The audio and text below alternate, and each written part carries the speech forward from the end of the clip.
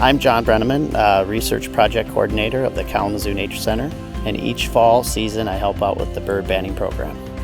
We have 15 nets around our prairie here.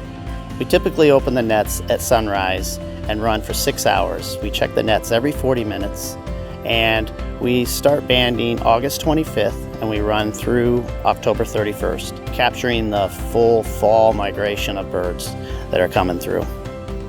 We extract the birds from the nets, bring them back to our banding barn, and process them there. We put a band on their right leg. The band is made out of aluminum, so it's very light, hardly registers on our scale.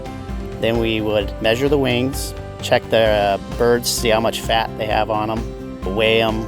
We also can age them and sex them to see if it's male or female, and then release them. The whole process takes about 1 minute. The data we collect from the birds is submitted to a national database.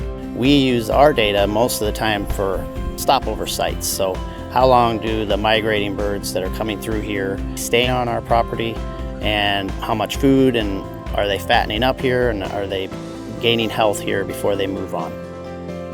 In 1974, we established the Kalamazoo Valley Bird Observatory, a program of the Kalamazoo Nature Center Research.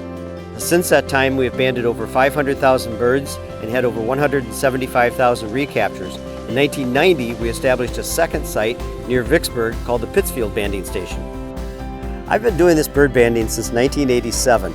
For over 20 years, I ran the program as a volunteer, performing citizen science before I realized such a thing even existed. I've been fortunate enough for the last 10 years to actually be paid to do what I'm doing, which is incredible. But there are still many opportunities to come to the Nature Center and do volunteer work and do citizen science work, not only in the bird banding program, but many others as well. And it's a great place to be.